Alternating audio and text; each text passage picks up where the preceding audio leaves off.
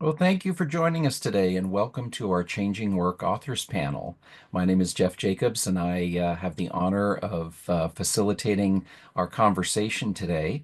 I'm a career HR practitioner and one of the contributors to the first book from our Changing Work Collective, the Amazon bestseller Leading with Self-Awareness, Starting from the Inside Out. And for those of you who may be unfamiliar with the Changing Work Collective, we're an online community of individuals who are committed to conscious business practices and changing work from the inside out.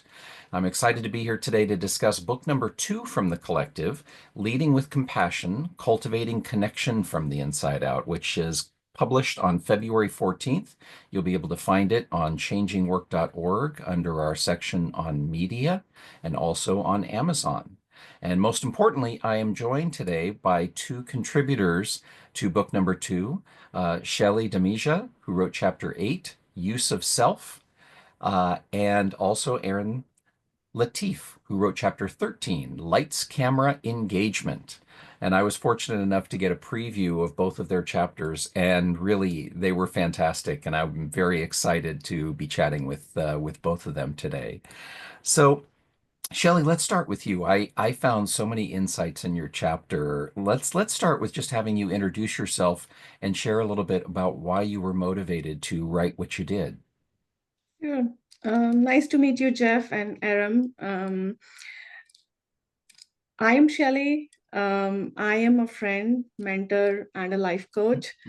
And as an organizational development and engineering focused professional, I love empowering and enabling teams to deliver optimum solution and become better versions of themselves.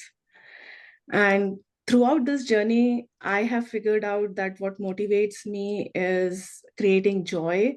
And that is what has become the purpose of my life, to create joy for myself and thereby creating it for others. So my motivation was to share this joy, what I experienced through this life transformation, share my experiences, learnings, and insights. And if even one of the readers can make use of it, they can create joy for themselves and then spreading the joy to the world.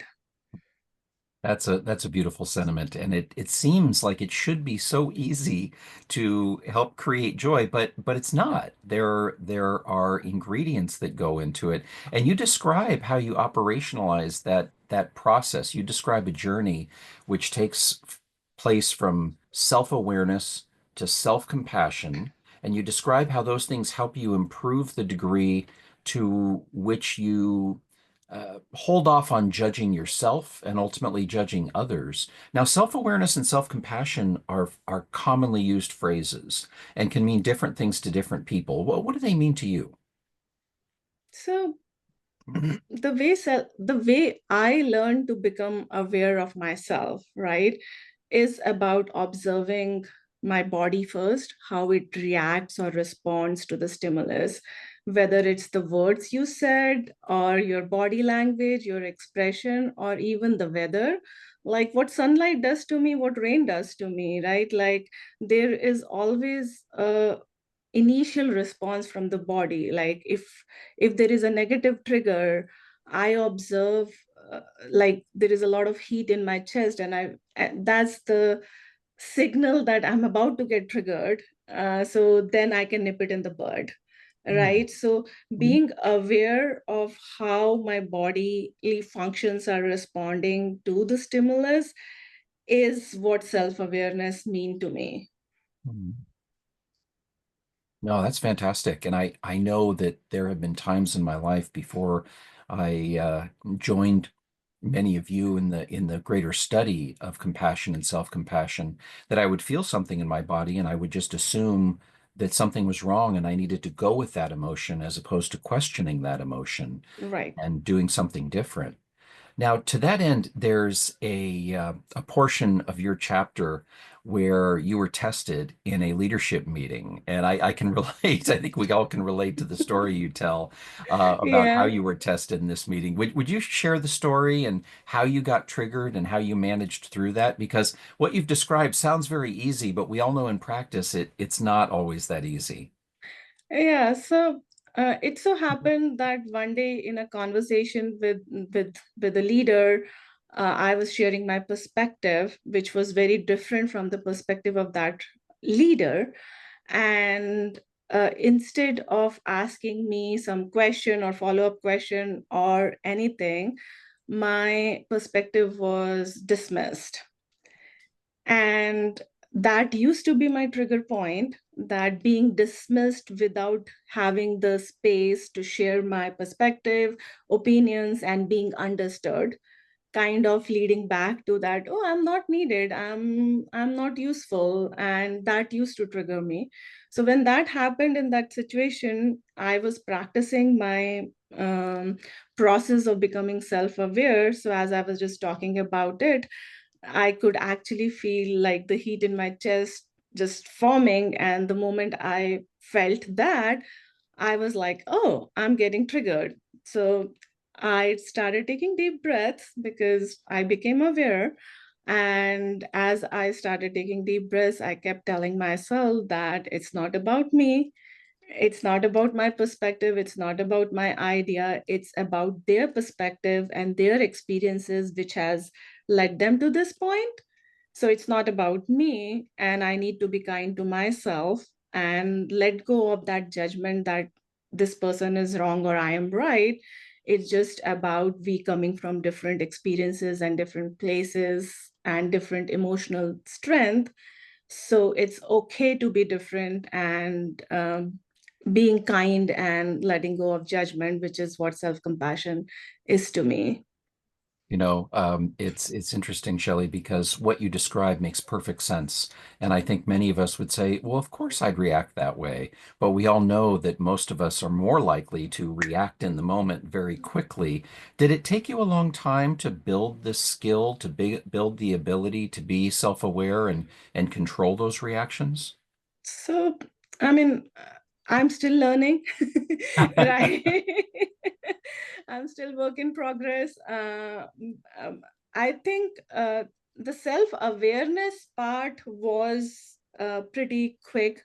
I think like the moment my therapist told me that just keep observing your body. So, and I have been a yoga practitioner for 20 plus years. So it was very easy for me to observe my body because as a part of that practice, I anyways had to do it. So that part was very easy and quick for me to understand how my body is responding to the stimulus.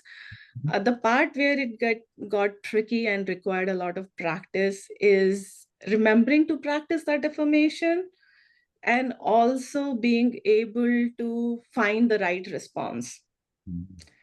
Right, knowing that I should not react was very easy for me, but knowing what the right response in the situation would be and being able to accept that this person is coming from a different experience and there are different perspectives in the world, not just mine. That part took a lot of discipline and practice and a continuous things. And then going back to myself reminding, like if out of 10 times I was successful once in responding correctly and holding myself back, I would be kind to myself. Okay, I'm making progress. Excellent, excellent. And I, Mhm, I like how you've broken that down too. There's the recognition of what's happening with you, and then there's the managing of the reaction. And I also like the mhm, reminder that it is a practice. We are practicing. We are trying to get better. Well, fantastic. Thank you for kicking us off, Shelley. And Aram, let's turn things to you. Your chapter has several complementary aspects to Shelley's chapter. Would please introduce yourself and say a little bit about how you were motivated to write what you did in your chapter. Yeah, absolutely. Thank you, Jeff. Thank you, Shelley. So my name is Aram Latif. I'm a healthcare executive. I've spent the better part of the past 20 years developing engagement protocols for patients.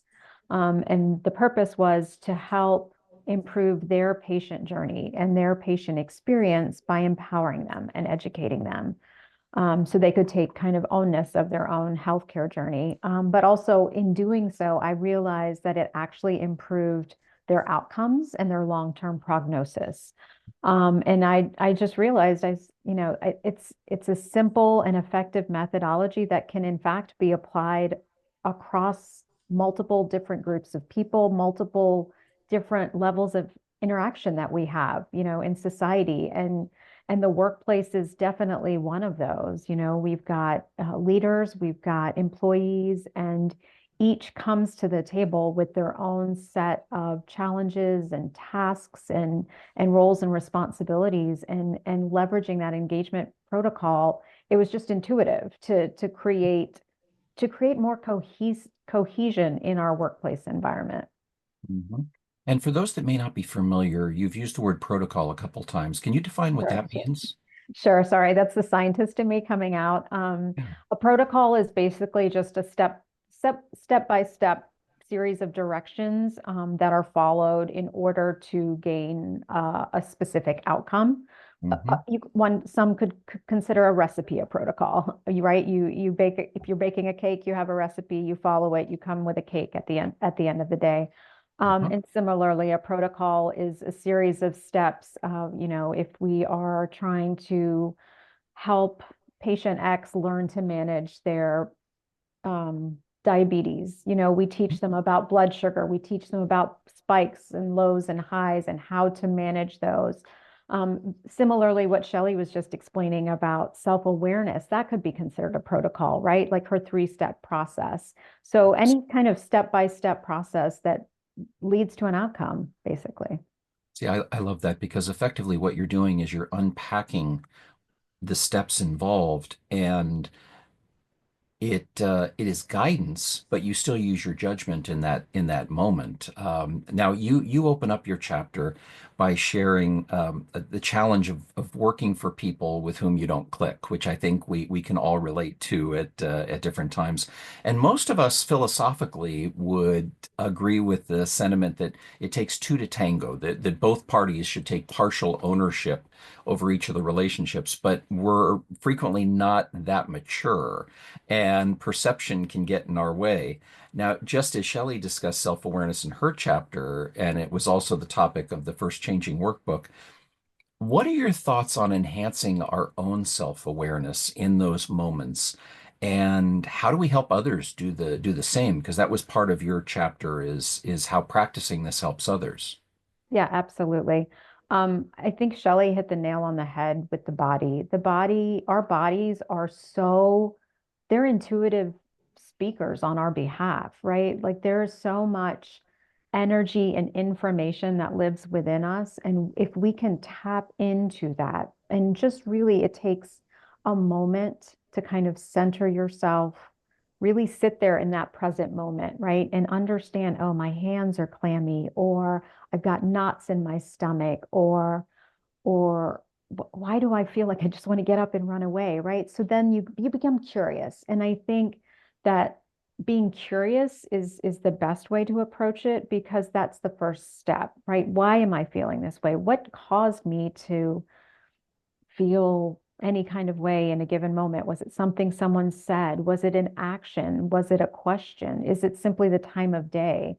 Mhm. And as you learn to do that, and it's a very, as you said earlier, it's a practice, right? So Mhm. the first time you do it, you start seeing that there's a trend, maybe that some person triggers you, or an event, a certain type of event triggers you. And again, we all are human beings on this journey, right? And we've kind of collected information over our lives, and we don't know what our triggers might be, but just understanding that something is making you feel not your 100% yourself Yeah. is enough to just you begin to become curious, see when it happens again, see if there's a trend, see if there's a pattern, and then you cultivate that practice of, okay, now how do I acknowledge it, resolve it, or manage it outside of being able to resolve it necessarily.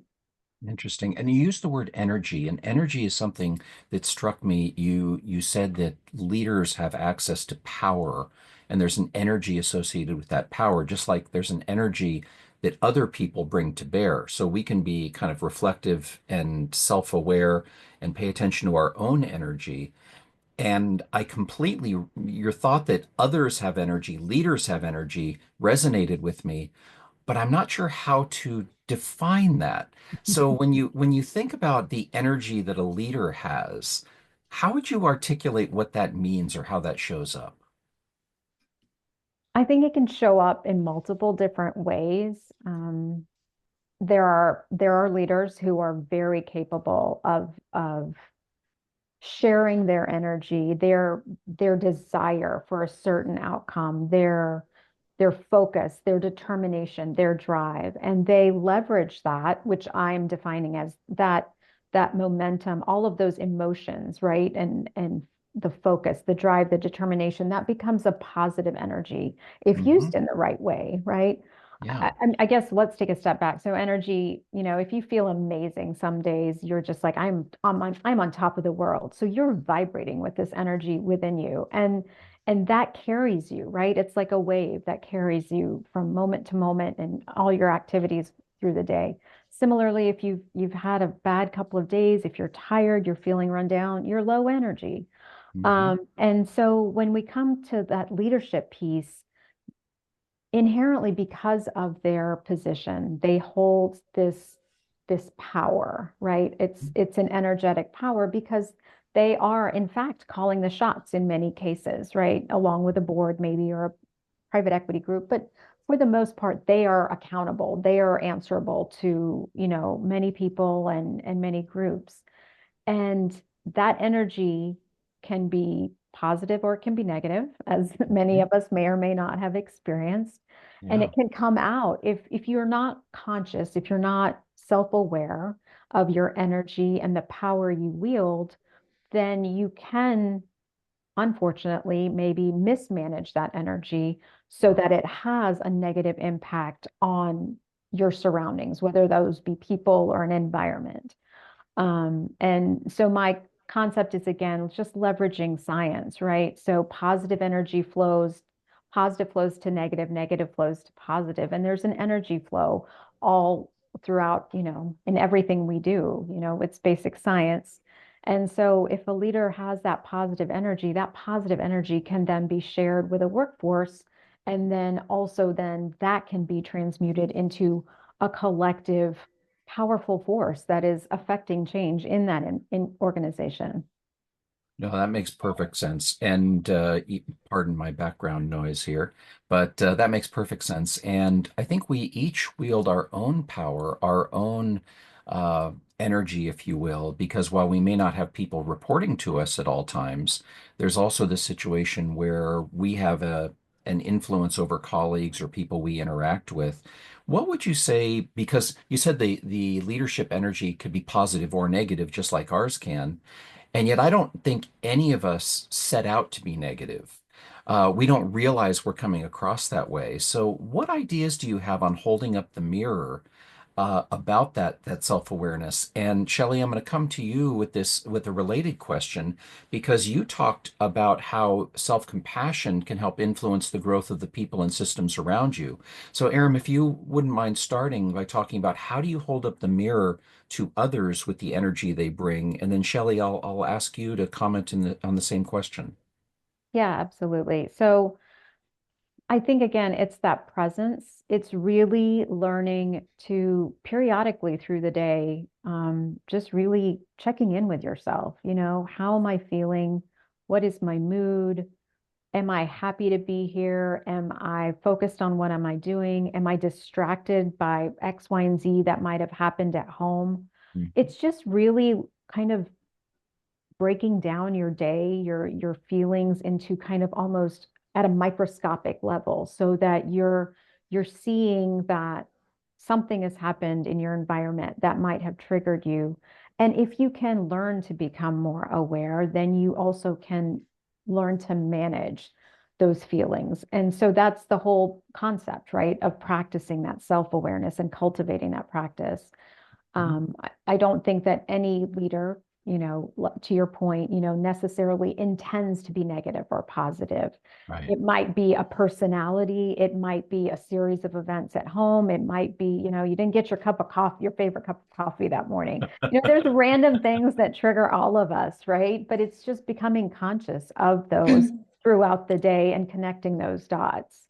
Excellent. And Shelley, how do we take that self-awareness and project it maybe project isn't the right word, but how do we model appropriate behavior so that we can perhaps point out to others that they may not be showing up as their best selves? I think you referred to it as helping you influence the growth in people and systems around you. Yeah. So I would like to take a step back and also build on what Aram was talking about of energy, right? Like, I mean, all of us have knowingly or unknowingly experienced that, like sunlight. Some people just get excited about sunlight. Their energy levels are high. They feel motivated to do more things. And some people do exactly the same thing with rain. That's the kind of energy. And same philosophy applies to when we are with other human beings. Right. And as Colbert had said, that it takes two to know one. So when I'm with you, is my energy rising? Like, do I want to do more, or do I want to withdraw myself and go into a shell? Right? I think everyone has experienced those kind of feelings, emotions, behaviors around them, and knowingly or unknowingly. So building on that, I have never observed a happy person being rude or unkind to anyone else, Hmm. right? So it just begins with your own self, right? Like, if I am happy, I would never want to say rude things or hurt someone. When I'm happy and joyful, I would like to give and give and give, right? So going back to the question that how me changing myself changed others and connecting these three dots is, like, I focused on myself because I wanted to create joy for myself. Mhm. And that started with becoming aware that what are my trigger points, and then asking those questions as Aram was talking about, like, why am I feeling this? Why my body is reacting this? And then as I learned about those things and went to the bottom of it, I started working on healing myself. And as I healed myself, I became happier and joyful. And when I became happier and joyful, it was easy to be kind and compassionate to people around me, and also have an understanding that if someone is unkind or rude, maybe they are suffering. So then, instead of reacting to their rudeness, how about I show more kindness to them so that they can heal themselves? Because that's exactly what they need in that moment. So, being just present, you don't have to really use words, because when your energy is of giving, that I'm here just to provide that comfort and healing atmosphere for people around me, then you don't even have to really do something. It just radiates. And then people automatically are drawn towards you, and they are open to your ideas, they're open to your views. And once the curiosity and openness comes, then more magic starts forming, and it just keeps spreading. So that's what I observed in my personal experience. Uh, yeah. So it sounds like it's a form of, instead of getting upset or angry with someone, it's your empathy which enables you to actually feel sympathy, and more than sympathy, compassion, because you want to take action and be supportive. It reminds me of that old adage that hurt people hurt people. So it strikes me that neither of you are talking about this in the sense of providing feedback to someone who might be projecting this negative energy, but it's more about how you engage with that individual and the behaviors that you model that influence a change in their behavior. Is that an accurate statement? Um, yes, and I just want to add to one more point here, because you use the word empathy and sympathy, right? Yes. And I personally don't, uh, I'm not a much like, I don't go with empathy, because I feel like empathy means that I'm feeling the pain of the other person. At least that's how I understand empathy. I Yes. don't want to feel the pain of other person, because then I'm in equal pain. Then when I'm in pain, how do I help the other person? Hmm. Right? So for me, it's being detached to their pain. I see. being an observer and being present. And that's when I would be stronger, because if someone has broken their heel or ankle, and if I go and break my ankle and start feeling the same pain, then I can be empathetic and sympathetic to that pain. The point I'm bringing is that, oh, I see that I'm not experiencing the pain, but I understand that this person is possibly experiencing the pain. So what can I do to support that person, to take away that pain? So it's an intellectual awareness, but not the emotional burden that you're taking on so that you can keep your objectivity and then be of support to the individual. It's Yeah, not as though you're without care for the individual. It's just that you're not burdening yourself with the same pain. right. Excellent. That makes a lot of sense. And Aram, you proposed an interesting definition of engagement, which connects to some of the mindfulness that we're talking about. Towards the end of your chapter, you propose a definition of engagement to be the conscious participation in an activity with mindful and purposeful thoughts, actions, and energy. What steps can we take to adopt and model this definition? Especially, I asked you earlier about the word protocols. What about the word mindfulness? For those who are new to mindfulness, what steps can I take to embrace this definition that may be new to me? That's an absolutely great question. And I have to say, I struggled with it way back when and didn't realize I was doing it until I was doing it. So it's very possible that many people are already mindful and they may not know it. The best way I can describe it is what I like to call is kind of tuning into that to the present moment.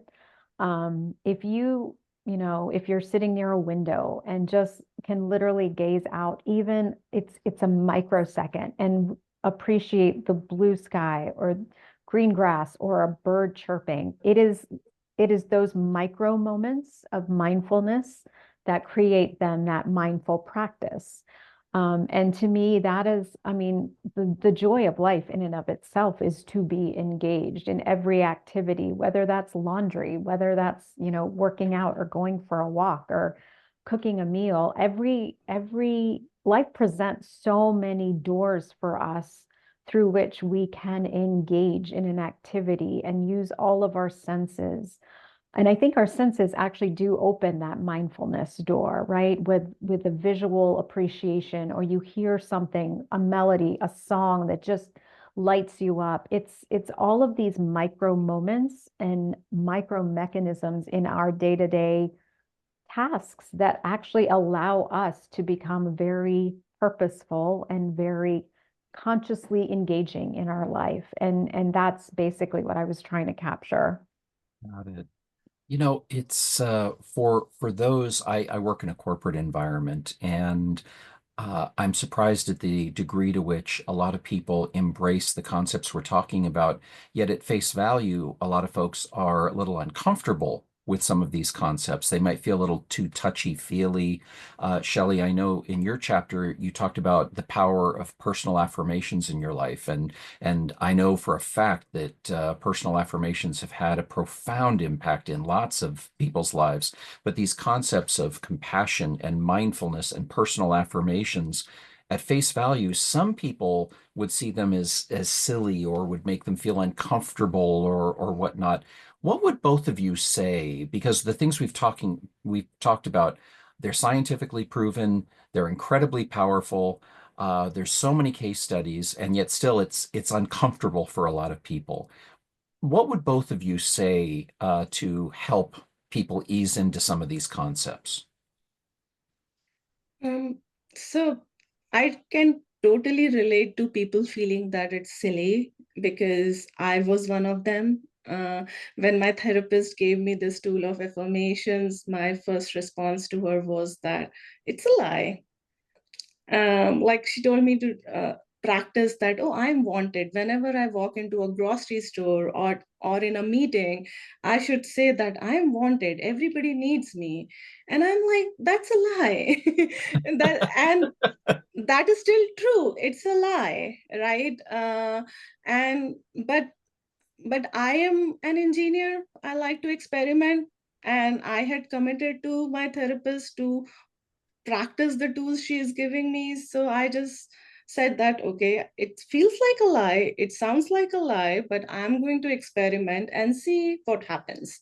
So I committed to that practice.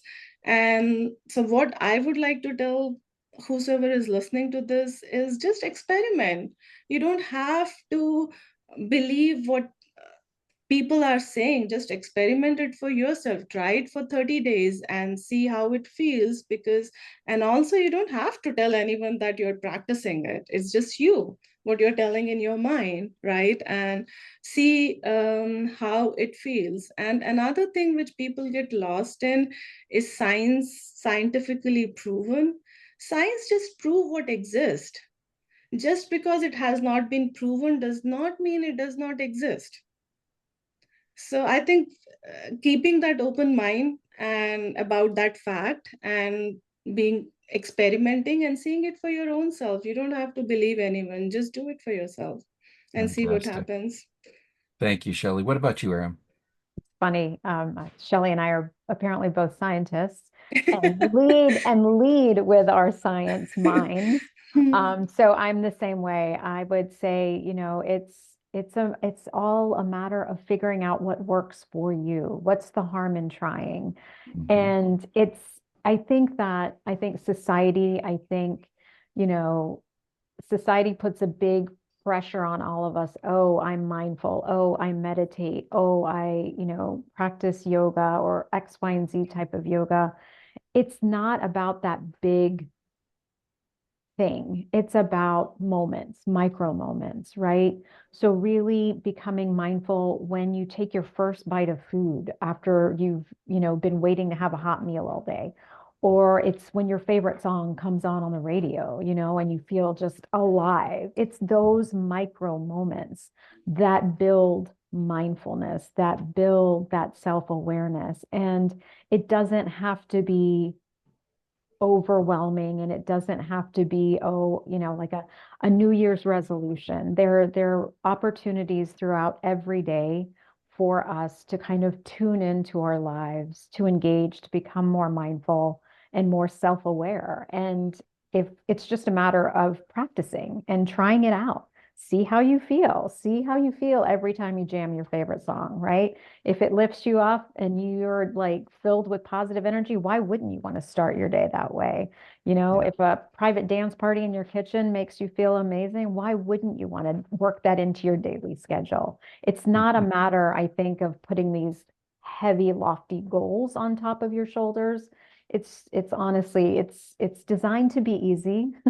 You just have to experiment and figure out what works for you. But Yes. there's so many opportunities in our days, and in society, we're so overwhelmed with stimuli, with our phones, with emails and communications and meetings and Zoom calls, that you have to be creative sometimes to find those micro moments of zenitude. That's what I like to call it. But it's possible, and there's always an opportunity. If when there's a will, there's a way. So. Well, that's very well said. And this idea of being present, I'm going to provide a little test for our listeners. If you're tuning in and you're doing your email or you're on social media while you're listening to this, you might want to think twice about that. Because are you getting the most out of this or your email? And that's also why, speaking of micro moments, we want to keep this conversation fairly brief and consumable. So we're going to start wrapping things up. I want to thank both of you for your commitment to the process. It is no small task to commit to writing a book, to the time and effort you put into sharing your hard-earned wisdom and experience. Shelley, Aaron, where can our listeners find you if they'd like to follow up or learn more about you? They can find me on LinkedIn. Okay, And yeah, and my if they search by my full name, I'm very easy to find. great. Excellent. Mhm. How about you, Aaron? Same. I'm available on LinkedIn, and I also have a website that's coming up soon, Engagement Lab Solutions. So, they can reach out, and happy to chat more about engagement protocols. Excellent. And is Engagement Lab Solutions, is that a .com or a .org? .com. Thank you. .com. Fantastic. Well, once again, Changing Works first book, Leading with Self-Awareness, is available now on Amazon. And our second book, Leading with Compassion, which includes the powerful chapters by Shelley and Aram, is available on February 14th under media at changingwork.org and also on Amazon. Thank you for joining us today. If you found this content valuable, please take a moment and drop the link into an email or a social media post and share it with your community. Thanks again for joining us and have a wonderful rest of your day. Thank Thank you, both you. of you.